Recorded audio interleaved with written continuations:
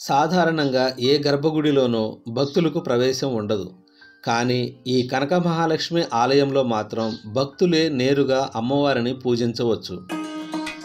ఓ వస్తువు లేదా కాసు బంగారం కొన్నా సరే అమ్మవారికి నివేదించటం, అప్పుడే పుట్టిన పసిపిల్లల్ని ఈ గుడికి తీసుకురావటం వంటివన్నీ ఈ ఆలయంలో కనిపిస్తాయి.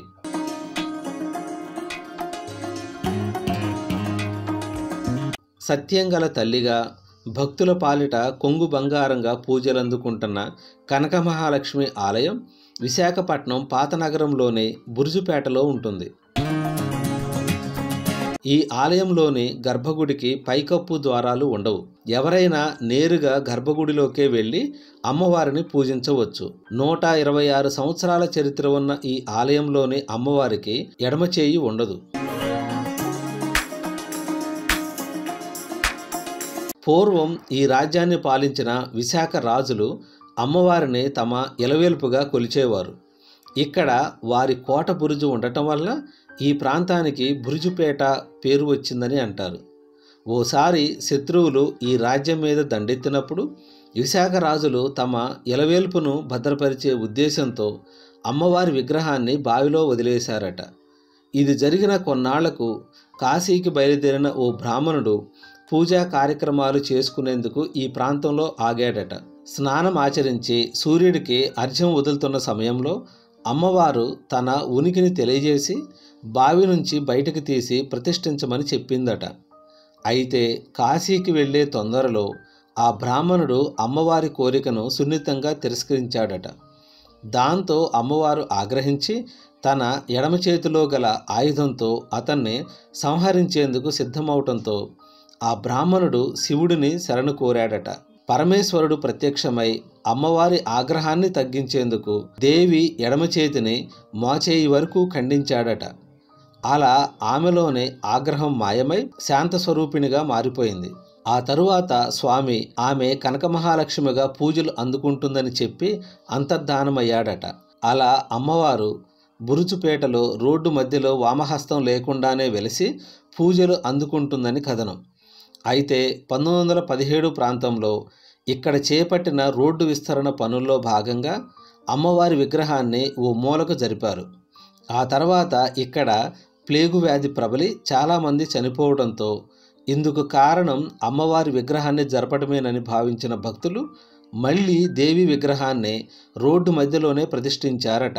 ఆ తర్వాతే ప్లేగు వ్యాధి తగ్గి ప్రజలు ఆరోగ్యవంతులయ్యారని చెబుతారు.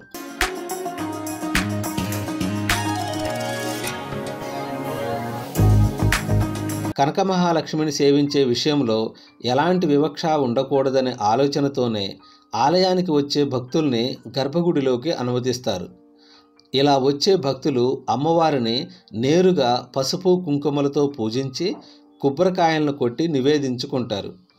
దేవి విగ్రహాన్ని ప్రతిష్ఠించాక గర్భగుడి పైకప్పు ద్వారాలు నిర్మించేందుకు ప్రయత్నించినా విఫలం కావటం వల్ల ఆ ఆలోచనను విరమించుకున్నారని చెబుతారు. అందుకే గర్భగుడి పైకప్పును కొబ్బరి మట్టలతో కప్పి ఉంచుతారు. తలుపులకు బదులు కర్టెన్లు ఉంటాయి.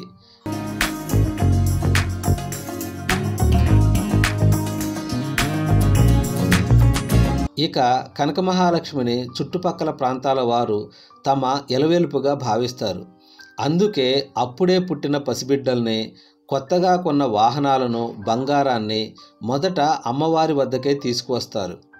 దగ్గరలోని బంగారం దుకాణాల యజమానులు సైతం తాళం చేతుల్ని అమ్మవారికి చూపించి మరీ తీసుకెళ్తుంటారు. దేవికి రోజువారీ చేసే పూజలతో పాటు ప్రత్యేక పర్వదినాల్లోనూ విశేష పూజా కార్యక్రమాలను జరిపిస్తారు.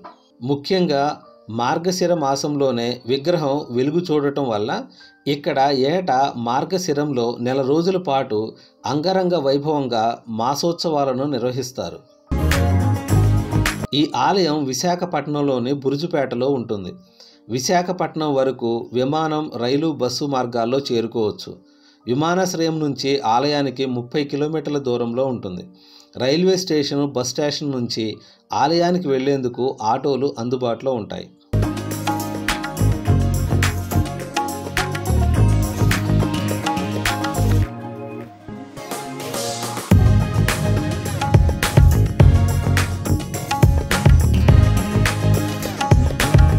వరలక్ష్మి వ్రతం, దసరా పండగల సమయంలో వేలాది మంది భక్తులు అమ్మవారిని దర్శించుకుంటారు.